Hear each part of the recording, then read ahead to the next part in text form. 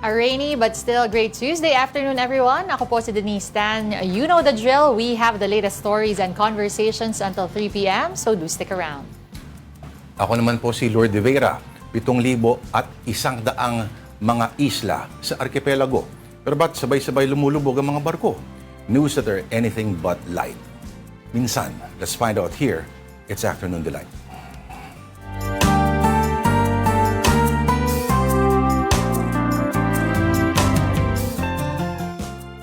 Okay, huling Martes na kaagad ng buwan ng Enero. Kamusta po kayong lahat? Hope it was a good month for you. Kamusta ba po? Grabe, kung pag-usapan natin ng Enero, parang Ang bilis, ano? magbababay na Oo tayo. nga eh. But ito na nga, marami pa rin tayong pag-uusapan today. Kaya let's jump in from the most mundane to most momentous topics. Una, January 27 is Chocolate Cake Day. Kaya naman may pa-decadent chocolate cake kagad tayo. Umpisa pa lang. Ba't nga ba siya tinawag na decadent? Bakit nga ba? Teka nga, parang ang sarap-sarap eh. Sa Pilipinas, I think, nag-start yan sa isang restaurant na sabihin natin classic resto na siya. Tapos marami nang naggayahan. Parang, nung una ko natikman yung decadent cake ng Manate. Alex III nga ba yun o Aristocrat? Anyway, parang magkamag-anak naman yata yun. Yung talagang, wow! Mind Ito blown. yun, parang Pakita natin din. parang kailangan mong magparehab. Iganon natin yan para makita. Ayan. Tapos meron pa siyang ano sa loob, oh. Tingnan mo. May layer. Parang caramel ata yan, eh, no? Hindi ba? Kaya naman talaga siya decadent. Ano? Tikman natin. Tikman na ba natin? Nakikita ba? May picture naman tayo eh. Oh, ayan. Ayan. Tikman natin. Uy. Paano mo kinakain ng chocolate cake na pag nag-smile ka pagkatapos ay wala nang natitirang, sabihin natin, mga traces of blackness? Ang sarap. Sorry? Ang sarap. Sabay smile ka. Ay, No- smile, no diba? teeth. Wala namang ngipin, pwede. Ang Perfect. tamis. Pero, eto, Ang chocolate ay, huwag niyo pakain sa aso ninyo ah. ay, oo nga. Kasi yung I don't know how to pronounce it, theobromine ba? Theobromine. Yung chemical sa chocolate na while it improves your mood, lason yan sa mga alaga ninyo, kaya huwag niyong gagawin yan. Pero ang chocolate cake, lalo na yung mga decadent chocolate cake, is the dessert you eat when you say, deserve ko to, nagpakahirap ako buong buwan, or parang pagkatapos mo mag-diet, kasi parang alam ba, kailangan mo maging bridesmaid, no? At hindi ka kumain ng anumang carbohydrates or sugar sa loob ng 2 buwan. Ito na yung revenge talaga. Pagkatapos, after you bury your face in a plate of pasta, ito. Sarap. Or ano, just cause. If you just wanna be in a good mood, why not have a piece of cake? Ilayo si Bantay sa inyong cake. Okay, dahil sweet ang ating balita ngayon, dagdagan pa natin, ano? I mean, sweet ang ating treat, dagdagan natin ng sweet na balita. It is an update on our Pinay tennis superstar Alex Ayala, who is off to the round of 16 in the Philippine Women's Open after beating Alina Chareva. World number 49, Alex, calls the victory quote a full circle moment since she is playing a WTA Tour event in her home, Manila. Gusto ko yung sa mga report, kasama din yung mga nilalabas na parang kumbaga mga rules na nilalatag ng organizers kasi about Etiquette. parang audience decorum. Bakit ba? Paliwanag mo sa amin dito. Well, again, because yung isang naging issue nung lumaban si Alex sa Australian Open is how loud the fans were cheering. It's medyo unusual kasi talaga siya, no, in the world of tennis where you're so used to na may magpapalakpakan, may mag-cheer ng konti, pero mabilis tatahimik. Oo, pero yung naging issue kasi noon nung kanyang laban, I believe it was against Alicia Parks, ano, kung hindi ako nagkakamali. Parang sobrang ingay daw ng crowd. Kasi sa totoo lang, ang origins talaga ng tennis, talagang pang ano yan, mga... Elitista. Hindi lang elitista, talagang sa royalty. Oo. Sa Britanya, lalong-lalo na, no? Alam niyo yung brand na Fred Perry? Si Fred Perry is a Yes. tennis player. So yung mga mamahalin na mga shirt na sinusuot nila, yung sa akin, peke lang yung mga ganun. Yun ay pang tennis originally, pati yung Lacoste. Oo. Mga tennis, ano yan. Ang sneakers sa mga earlier generations, lalo na sa mga galing lalawigan, ang tawag nila sa sneakers ay tennis. Tennis shoes. Tennis shoes. So, para si Mami Jonisa dati. No? ano lang ako, nakatinis. Pero yun nga, ang fundasyon talaga is that sport. At anything na binavali mo from this part to this part, malamang ang pinagmulan niyan is tennis. Tennis. Opo. Anyone for tennis, wouldn't it be nice? Sabi ng isang kanta. Finally, it's one who's his very own political, not strategist nor pundit, but political heckler, in his own words, being true to form. Ronald Llamas calls Chinese embassy officials trolls in suits. The Chinese embassy hits back, calling Llamas a hyena in sheep's clothing. And so, this screenshot and comment from Ronald about the difference between a hyena and a wolf. Ako naman, meron akong ang protesta ko dyan. Ano yan? Hyena in sheep's clothing. Alin ng sheep? What is sheepish about that surface? Wala. So sabi ko nga sa kanya, baka naman hyena in wolf's clothing, mas accurate pa yun. Sheep's clothing. Pag sheep's clothing, ibig sabihin mukha ka mabait. Diba? Eh hindi naman. Oh. Hello, Ronald Llamas. Nilibre ako ng libro niya sa book sale. So, kukuha pa ako ng isa, yung tawag dito, si Josephus. The complete writings of Josephus. Anyway, shall we go on to more stories? Okay, on to more stories. The lead counsel for former President Rodrigo Duterte believes his client was denied due process. Nicholas Kaufman says he is disappointed over the International Criminal Court's pretrial chamber denying the defense the opportunity to present medical evidence. The counsel has said in a few petitions that the former president has cognitive impairment and that pretrial proceedings should be indefinitely suspended. Kaufman vows to appeal the chamber's ruling that said Digong is fit to stand trial and so can attend his confirmation of charges hearing set in February 23 of this year. As for Digong's daughter, Vice President Sara Duterte, she was not surprised by the recent ICC decision. I think part naman na siya sa process, no? Madugay na nato na siya gihulat. So, ang family, wala pa mi nakadiscuss og statement. We should come out with a statement. Pero, kunya na lang, namot siguro istoryahan. Meantime, ICC-accredited lawyer Cristina Conti believes the issue of whether or not Duterte is fit to stand trial is already resolved. But the defense, she says, can still appeal the pretrial chamber's decision, which was unanimous. Conti says it again. The confirmation of charges proceedings are an evidentiary hearing, not an actual trial. May chance pang i-apela sa appeals chamber or parang Supreme Court nila. Pero sa punto de vista ng pretrial chamber, it has been resolved. Kaya hindi siya maghihintay ng finality ng decision. Kaya may Hindi date dapat bigla. makapag-isip. Sa punto niya, wala na akong ibang kailangan pagpasyahan. Tapos na siya sa jurisdiction, di ba? Dati, tapos na rin siya sa interim release. Meantime, the Department of Transportation has grounded the entire fleet of Allison shipping lines following the sinking of MV Trisha Kirsten 3 off Basilan Waters. And for details, we have News 5 correspondent Mon Gualvez. Mon, okay, ang death toll so far daw ay 18. Ito ba'y nadagdagan pa? Hi Lord, hi Denise. So far, 18 pa rin ang bilang ng mga nasawi dito nga sa lumubog na MV Trisha Kirsten 3 sa dagat na sakop ng Basilan kahapon ng madaling araw. At di pa rin ito nadagdagan at nagpapatuloy pa rin yung ginagawang search and rescue operations ngayon ng mga otoridad. Particularly, ang kanilang ginagawa ngayon is surface search, no?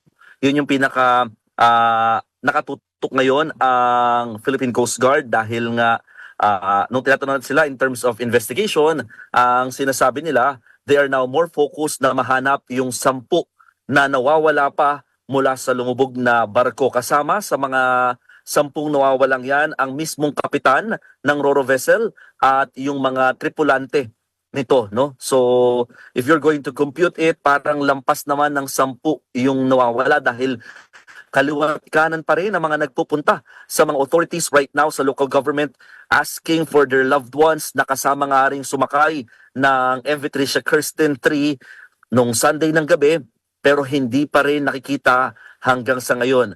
Most of the survivors kasi na napunta sa mga island towns ng Basilan ay dinala na dito sa Zamboanga City. Isa na lamang yung nananatiling survivor na sugatan or injured na nasa hospital pa sa Isabela City, Basilan. Pero accounted naman na, no?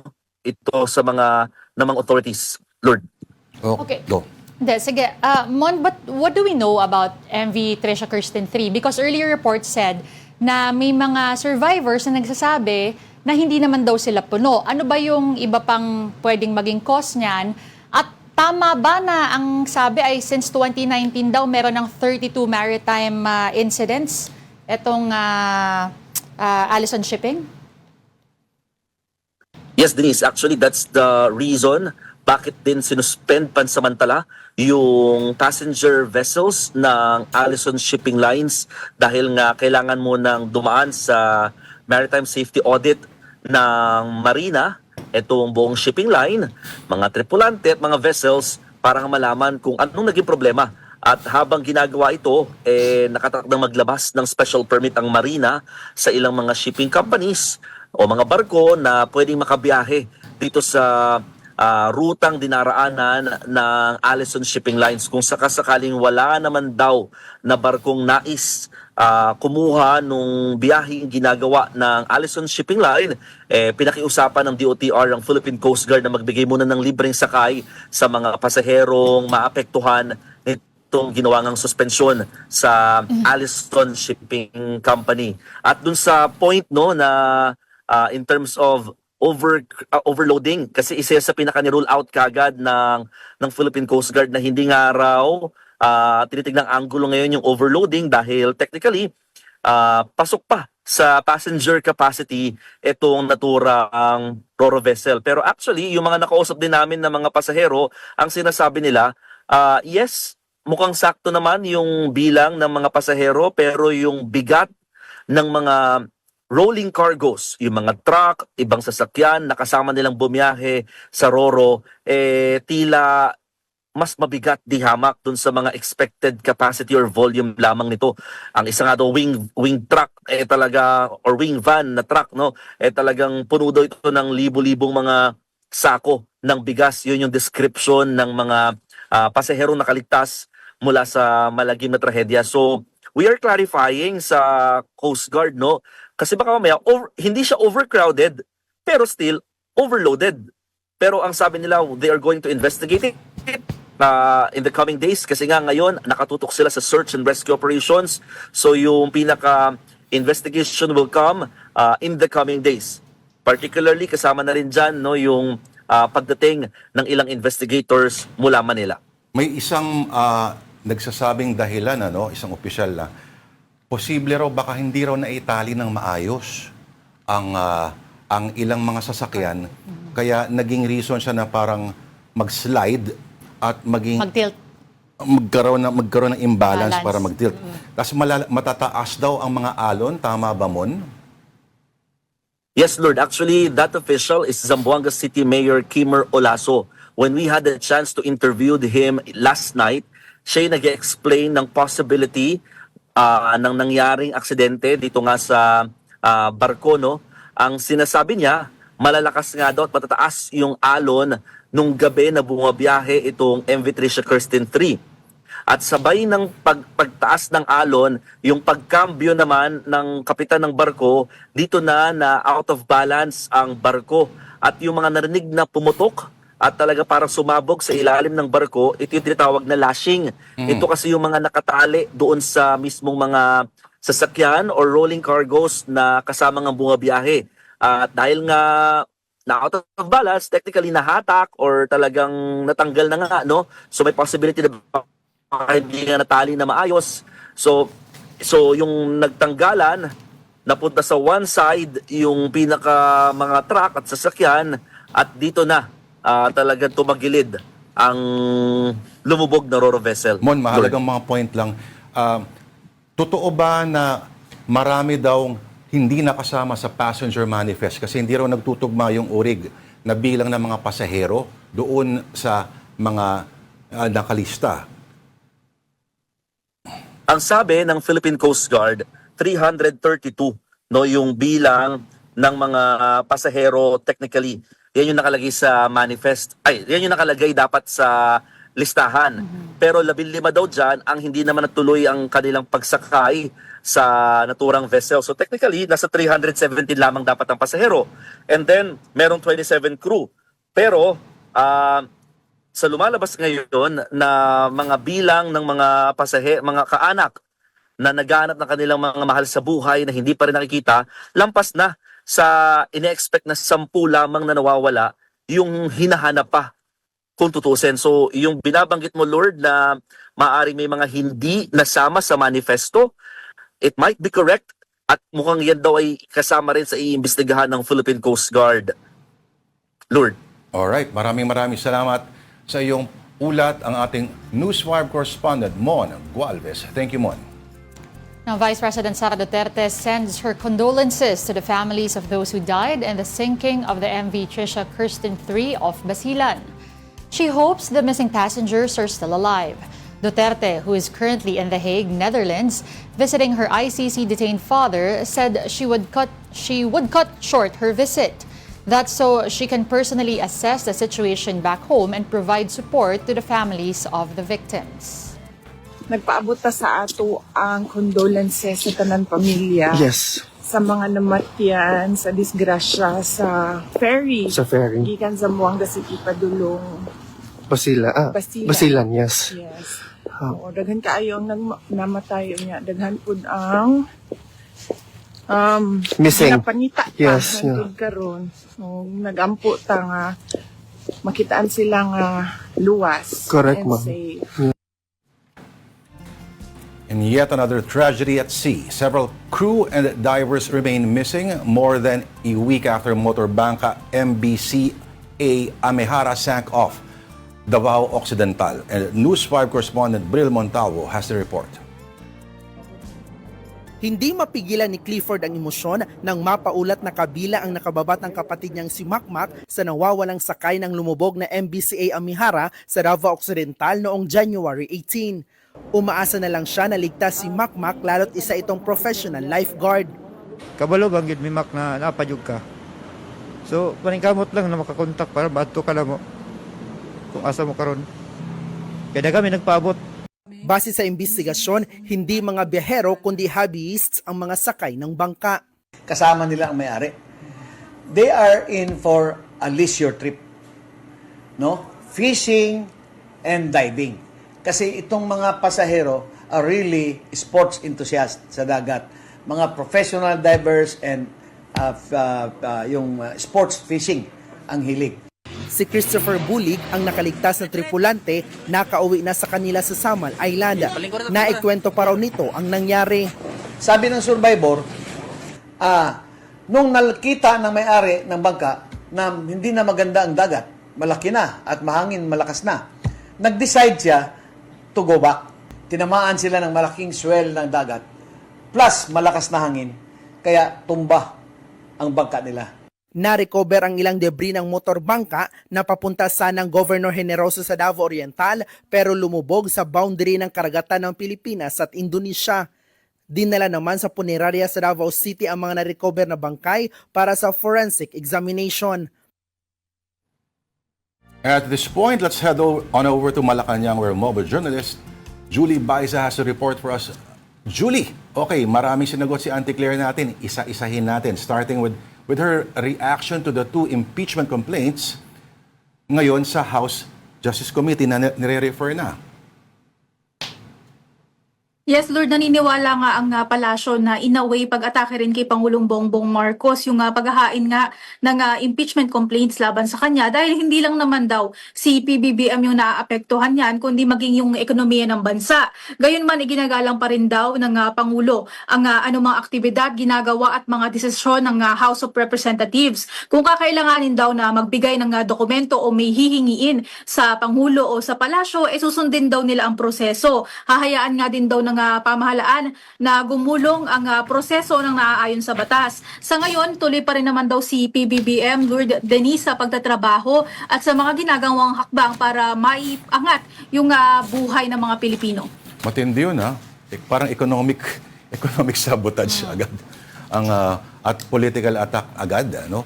Pero okay. Pero actually, hindi naman first time sinabi yun kasi parang Sabagay. nung mga nagdaan, nasabi na nga rin nila na may mga negosyante na nagkakaroon ng fear or mga iba't ibang reaksyon dahil nga sa merong ganitong mga pagbatikos or may impeachment na inihahain laban sa Pangulo.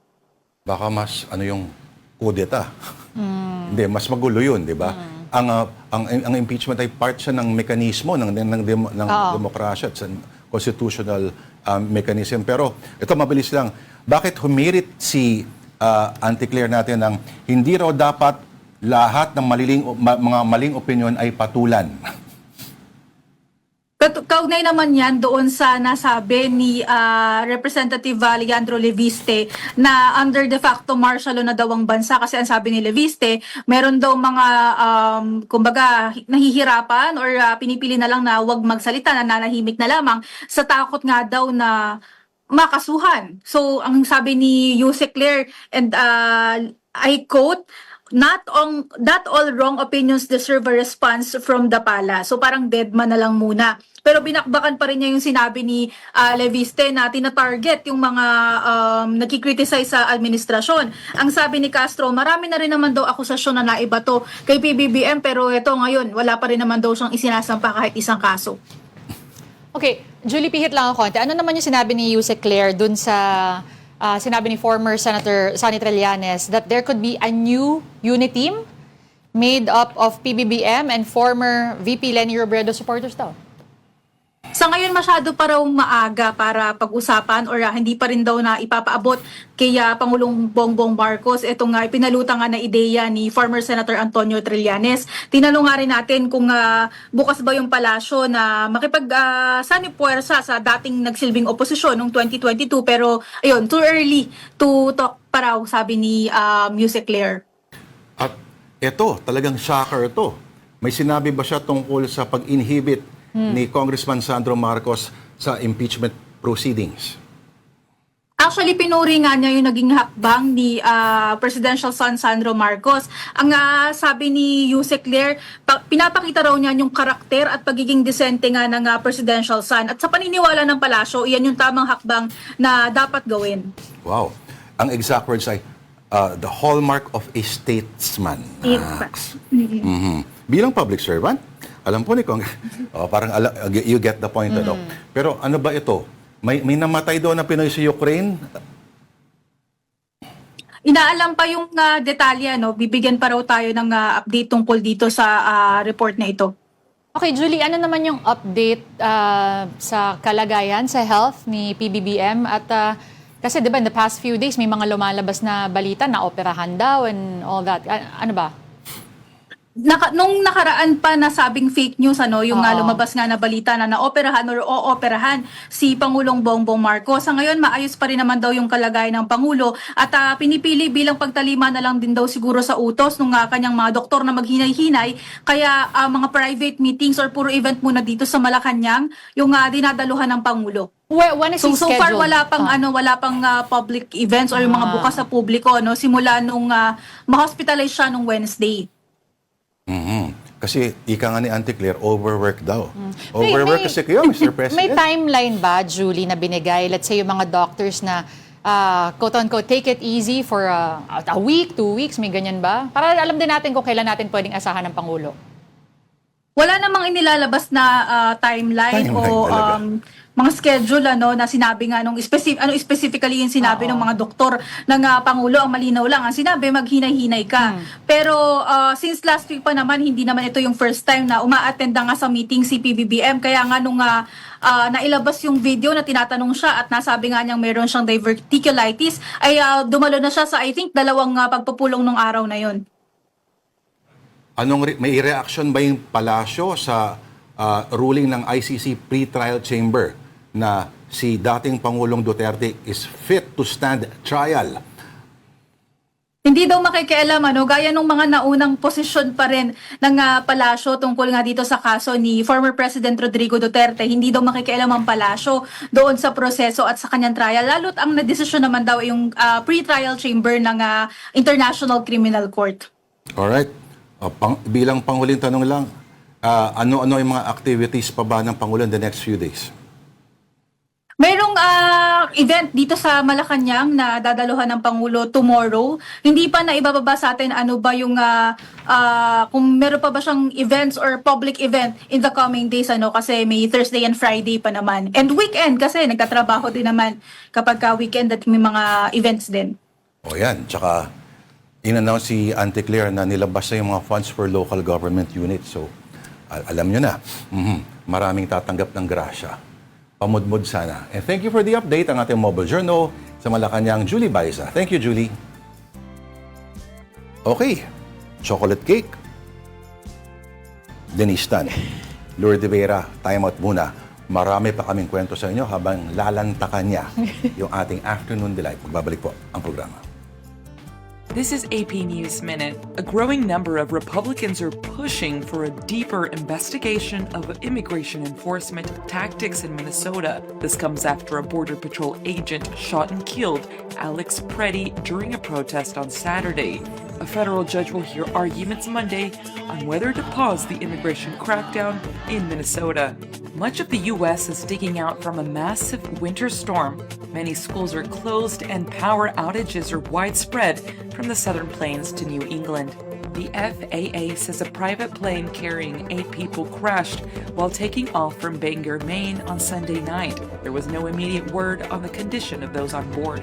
Ukrainian President Volodymyr Zelensky says a U.S. security guarantee document for Ukraine is ready to be signed. The Ukrainian parliament and the U.S. Congress would need to ratify it.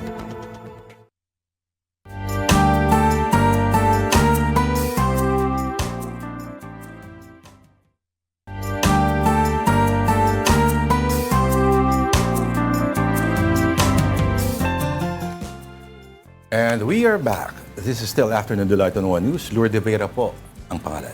Ako naman po si Denise Tan. Magandang hapon po muli.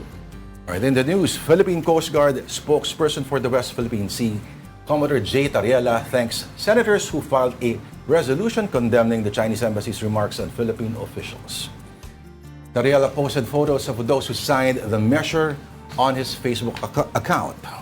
And these senators include Senate President Tito Soto, Senate President Pro Tempore Ping Lacson, and Majority Leader Juan Miguel Zubiri. In their resolution, the lawmakers said the embassy improperly criticized Philippine officials for actions taken in the performance of their duties. Those who did not sign the resolution include Minority Leader Alan Peter Cayetano and his sister, Senator Pia Cayetano. Meanwhile, Senator Rodante Marcoleta, who recently met with Chinese Embassy Ambassador to Manila, Jing Quan, or Cha Quan, did not sign the resolution. Meanwhile, during a privileged speech yesterday, Hontiveros urged the Chinese Embassy to respect Philippine sovereignty. Alam ko po nasa Pilipinas tayo. Wala tayo sa China. This is the Philippines. And we are in a democracy. Ang freedom of speech ay hindi lisensya para sa representante ng isang dayuhang bansa na manghimasok, manakot at mambastos sa mga Pilipino dito in the name of free speech. Meantime, the Armed Forces of the Philippines acknowledges the Chinese Coast Guard's rescue of Filipino fishermen, but it stresses that the incident should not be overstated. More in this report. AFP spokesperson for the West Philippine Sea, Rear Admiral Roy Vincent Trinidad, said that while the Philippines acknowledges the Chinese Coast Guard's rescue of Filipino crew members, the incident should not be overstated.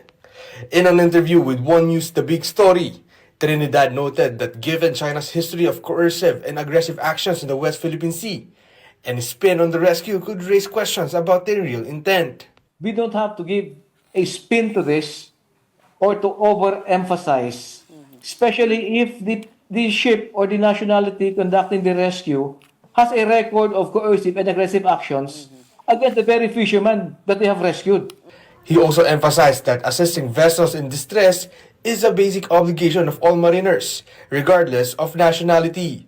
Every mariner, every merchant ship is mandated to render assistance in the high seas to any ship, any person requiring assistance.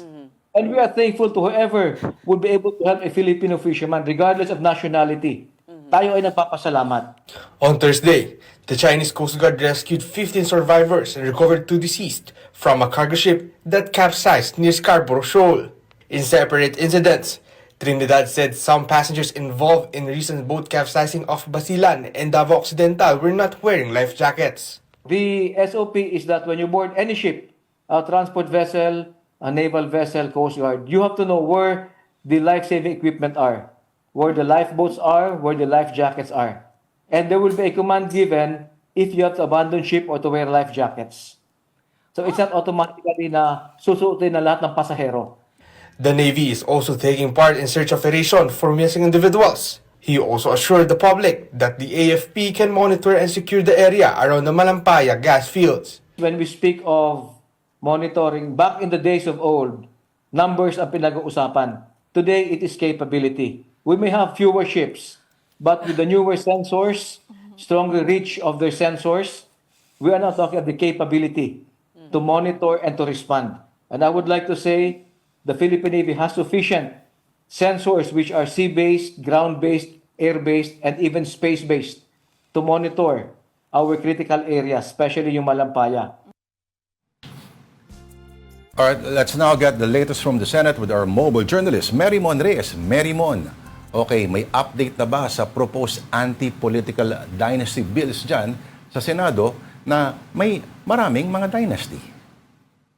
Lord Denise, magandang hapon. Supposedly bukas, Wednesday, merong pagdinig ang Senate Committee on Electoral Reforms tungkol dito sa mga iba't ibang bersyon ng Anti-Political Dynasty Act. Yun nga lang, nagkaroon kasi ng change ng chairmanship from Senator Ping Lacson sa Senator Risa Hontiveros na ang manunungkulan dito, kaya rescheduled yung hearing para sana bukas. Pero so far, yung pinakahuling usapin kasi tungkol dito ay yung pagbumungkahi ni Senate President Tito Soto na unti-untiin daw yung pagtatalakay at yung pagsusulong ng Anti-Political Dynasty Bill. Kasi kapag agad daw na ipinipilit or pipilitin ito, tsak daw na hindi ito mapapasa. Ang sabi rin dito ni Senate President Pro Tempore Ping Lacson, reasonable daw at practical daw ito. At so far, binahagi niya rin na minamata ng ilang mga senador na kung sakali maaprubahan itong Anti-Political Dynasty Bill at the LGU level, pero sa version niya at the provincial level. Pero sinasabi din naman ni Senator Ping, karamihan din daw sa mga proposal gustong iban yung mga miyembro ng political families hanggang sa second civil degree of consanguinity.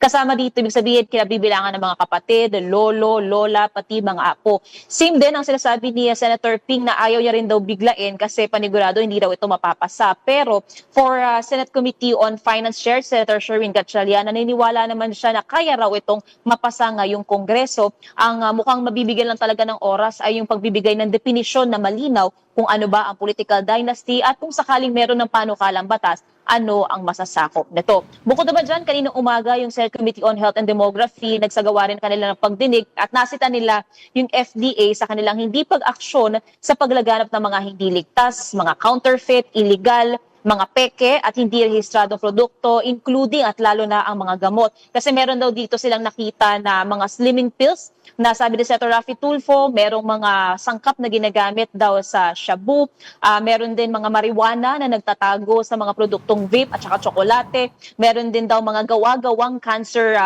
medications. And isa pang issue din dito ay yung talamak daw ng mga AI at mga peking mga advertisement na nahihikayat yung mga tao na bumili online. Nagpaliwanag naman dito ang FDA na limitado yung kanilang tauhan at saka ang kanilang pondo pero hindi kumbinsido dito ang komite. Same goes din sa mga online platform na pumunta sa pagdinig kanina, binigyan din sila ng 1 linggo para linisin pa, tanggalin pa yung ilang mga questionable product listings at magtayo na ng kanilang online reporting para sa mga consumer, lalong-lalo na yung mga may nakikitang questionable mga produkto online. Lord Denise. Oo, ito. Buti pa yung Senate, merong kauna-unang electric vehicle charging station. Marami na bang mga senador dyan ang gumagamit ng mga electric vehicles? So nakita kasi natin kanina, do limited lang to, parang isa-dalawang nasasakyan pa lang yung maaaring pumarada doon. So far kasi kahapon, inaugurated na yung unang electric vehicle charging station dito sa Senado at inline ito sa implementation ng RA number 11697 o yung Electric Vehicle Industry Development Act na pinopromote yung paggamit ng e-vehicles dito sa bansa. And so far, nandun siya sa covered part ng Senate building at for officials, for employees, mga miyembro ng Senado, online kailangan mag-reserve ng slot and may maximum ng 5 charging hours per vehicle dito. And open siya 8 a.m. to 7 p.m. Puwera lang sa mga holiday at saka Senate non-working days. Oo. Nako, Merimon, kailangan i-referee ng maayos yan kasi may iba na hindi naman talaga siya full EV, hybrid naman, pero talagang binabox out nila. At minsan, fully charged na nakaiwan pa doon, kaya nakakainis. Samantala yung mga naka-full EV, kawawa naman kasi parang malilate na sila, wala silang charge. Haba-habang pila yan talaga. Ito ba, solar daw balita ko, no? Solar powered. Tsaka meron ding mga nagbabantay dito, though strictly ang part ng regulasyon nila na kapag tapos na yung oras ng pagcha-charge, tanggalin nyo agad yung mga vehicle ninyo, yung mga e-vehicle na nakaparada para yung mga naka-reserve din doon sa slots nila, yung mga naka-schedule, tama yung oras na mapapwesto nila sa sakyan, mag-charge nila within the allowed time. Tsaka hindi na kailangan sagarin di ba? Yung mandar ka lang ng konti, okay na yun. Pero, Merimon, mabilis lang. Okay, obviously, parang halos lahat ng minority ay hindi pumirma doon sa Senate support for Commodore J. Tariela. 15 out of 24 senators. Ito kasi yung Senate resolution na for adoption mamaya sa plenary session number 256. Ito yung sense of the Senate din patungkol nga doon sa lambasting, sa mga nagiging pahayag at yung hindi pagdadagdag salita ng Chinese Embassy sa mga opisyal ng Pilipinas na pinoprotektahan lang yung sovereignty at yung maritime rights ng Pilipinas. At inihiling ng resolution kasi na to yung paggawa rin ng diplomatic measures ng DFA para ipaglaban daw ang dignidad ng Pilipinas, ng pamahalaan ng Pilipinas at siguruhin na maayos ang relasyon ng bansang ito at sumusunod sa international law yung mga karatig bansa natin. So ito for resolution, for adoption ito sa plenary session mamaya, kaya doon pa natin makikita kung may ilang mga magiging question pa kaya o sentimiento yung ilang mga miyembro ng Senado. Sayang, wala na oras. Tatanungin ko sana si Merimon doon sa F-word na ginamit ni Senator Erwin Tulfo kahapon. Okay, get the... Anyway, maraming salamat sa ating mobile journalist sa Senado, Merimon Reyes. Now, at the House of Representatives, 2 impeachment complaints against President Bongbong Marcos have been referred to the Justice Committee. The move has triggered the 1-year bar rule. We have more details in this report. Verified complaint for impeachment against President Ferdinand R. Marcos Jr. Just after 6:30 Monday evening, January 26, the House formally referred 2 impeachment complaints filed against President Bongbong Marcos to the House Committee on Justice.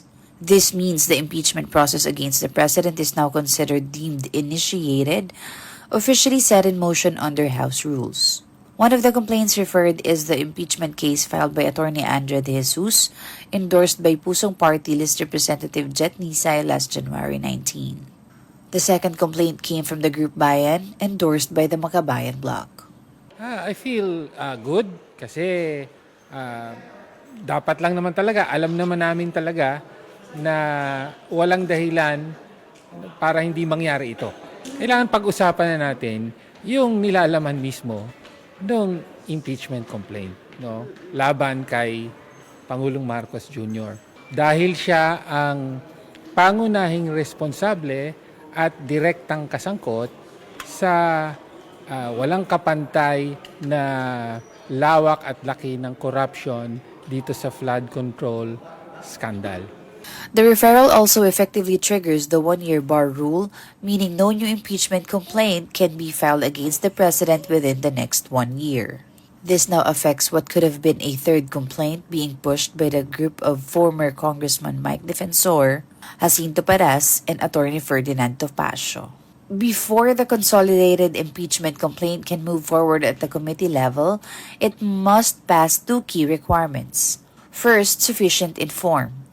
This means the documents must be complete and properly verified and that the complainants are accountable for what they submitted. Second, sufficient in substance. This means the complaint must include a clear recital of facts or the detailed basis of the alleged violation, establishing the committee's jurisdiction to act on it. Once the complaint is accepted, the President will be given 10 days to respond. After that, the complainants will have 3 days to reply. Under House rules, once the committee finds sufficient grounds for impeachment, it will proceed to conduct hearings. The Committee on Justice also has the power to compel the attendance of witnesses and require the production of documents and other evidence.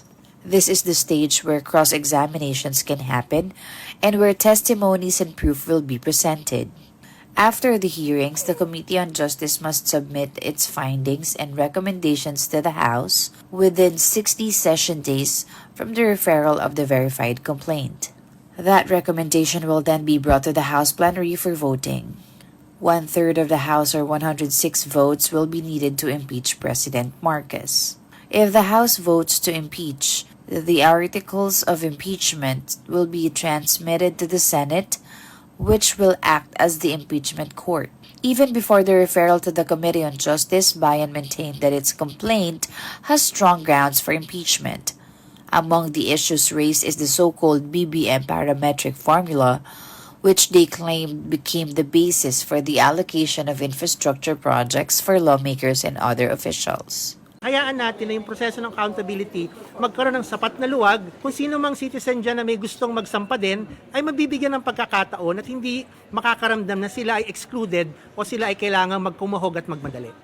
Meanwhile, Malacanang reiterated its position from last week, saying the president remains confident that the impeachment complaints against him will not prosper. Castro stressed that what is clear is that the President Marcos is against corruption and that this is why he pushed for investigations into alleged anomalies. And for more House updates, let's bring in mobile journalist Arles de los Santos. Arles, okay, nasa Justice Committee na ang dalawang complaints. Where do we go or what happens next? Lord at Denise, nagpapatuloy nga dito ang iba't ibang mga committee hearing sa Kamara, kaugnay pa din ang iba't ibang mga issue na kinaharap sa bansa, pero partikular doon sa usapin ng impeachment kinumpirma nga ni Representative Jervil Luistro na tinitignan nila ang mga petsa ng February 2, 3 and 4 para nga simulan yung pagdinig ng impeachment sa kanilang komite, kaugnay nga dito na inireklamo laban kay Pangulong Bongbong Marcos. Pero nakadepende pa rin daw sa Pangulo kung haharap nga ba siya dito sa mga sa pagdinig na ito, sa pagsilip ng impeachment complaints na ito, kasi ang mangyayari, Lord, ay parang pagsasamahin na nila yung dalawang impeachment complaint and deemed as one at initiated na, and then wala ng other impeachment complaints na maaari pang ihain dito sa Kamara. Okay. Arles, iimbitahan ba ng House Committee on Justice ang Pangulo? Nawala si Arles. But, ano siya na? Arles? Arles? Nag-freeze si Arles. Maraming mga kanya-kanyang committee hearings. Kasama nga dyan, yung committee hearing na working on the anti-political dynasty bill. At even mismo yung Speaker of the House, si Boji Lee, nagsabi na it's about time na talagang talakayin daw ito once and for all. Yun. So, habang inaayos natin ang linya ni Arles de los Santos, gusto ko rin sana natin itanong kung may balita ba doon sa ICI, Technical Working Group Asset Recovery Meeting, At may ICI pa. Oo nga eh. Arles, can you hear us? Denise? Yes, I can hear you. Arles, sorry, kaugnay lang dun sa update mo kanina. House Committee on Justice, iimbitahan ba nila ang Presidente? Bukas naman sila sa posibilidad na yan, Denise, pero nakadepende pa rin daw sa Pangulo kung nakikita niya ba na may substance and syempre may mga valid grounds itong impeachment complaint na inihain laban sa kanya. Ipadaan nila dun sa anak. Doon na lang. Sa chair ng House Committee on the Rules. Pero ito yung tanong mo kanina. Ikaw, yung Arles, balita dun sa ICI Technical Working Group Asset Recovery meeting. Denise, kanina ay kinumpirma ng Independent Commission for Infrastructure. Naputol na naman. Arles, okay, nagkakaproblema yung line natin. Pero salamatan na muna natin siguro si Arles de los Santos, ang ating mobile journalist, reporting to us live from the House of Representatives until we were cut off. Tayo magagap lang. We're not going to be cut off. This is Afternoon Delight on One News. We just need to pause for another break. We'll be right back.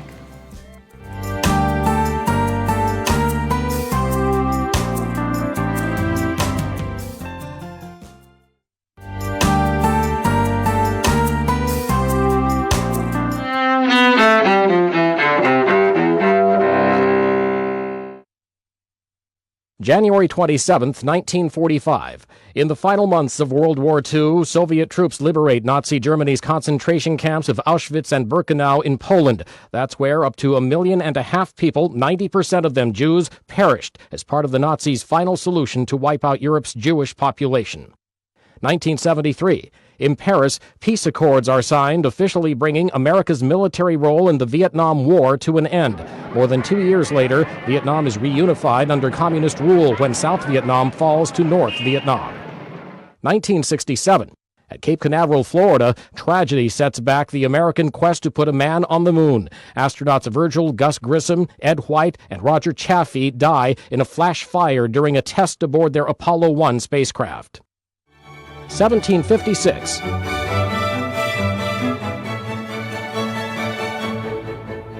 Wolfgang Amadeus Mozart, among the greatest composers of classical music, is born in Salzburg, Austria. And 1885.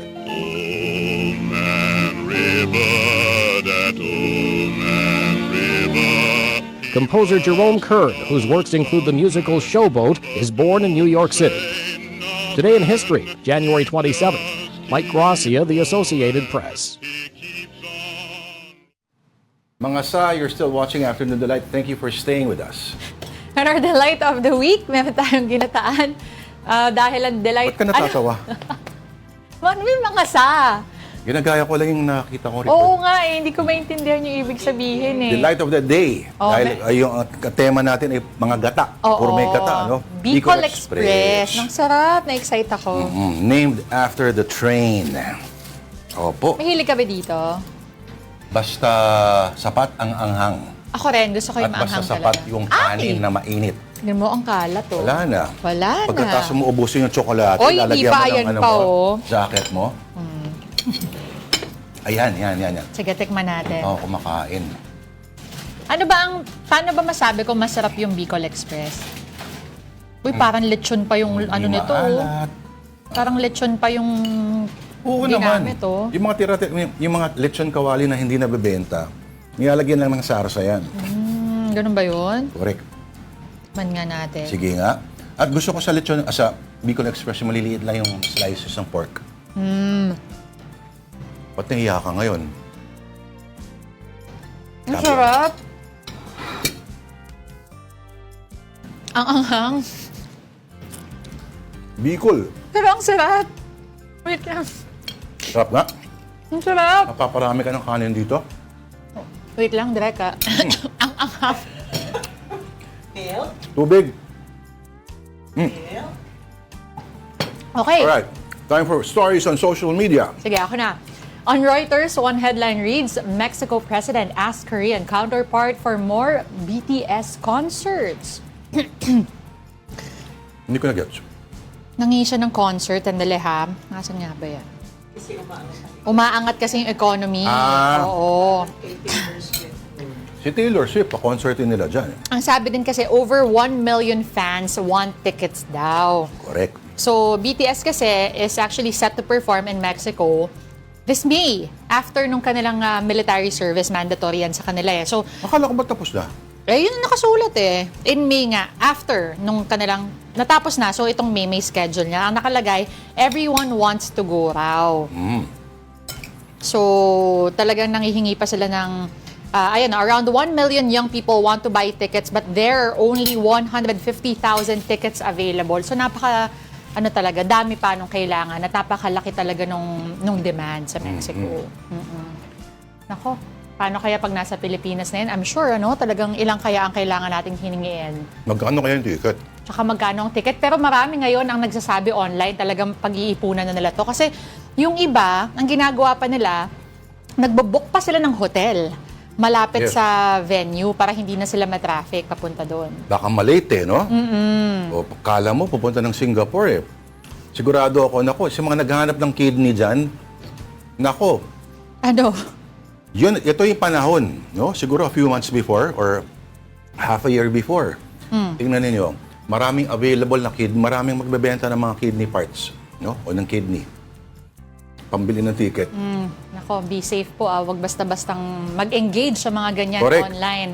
At wag basta magbenta ng kidney. Oo, kahit ano. Kala nyo nagbibiro ako, may magbebenta talaga ng kidney. Ano pa pwede ibenta? Hindi ko alam. Bahagi ng katawan. Huwag nyo na munang isipin yan. May ibang paraan. Correct. Okay, ito. Next story natin is on the Philippine Star. Our Surges Chocolates finally coming back in 2026. Alam mo, inabot ko to. Alam mo, hindi ko alam na nawala siya.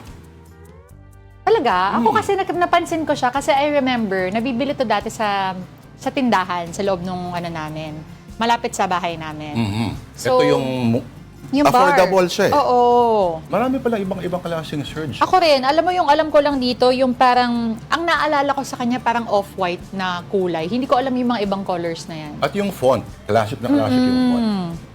Nakakatuwa naman. Okay.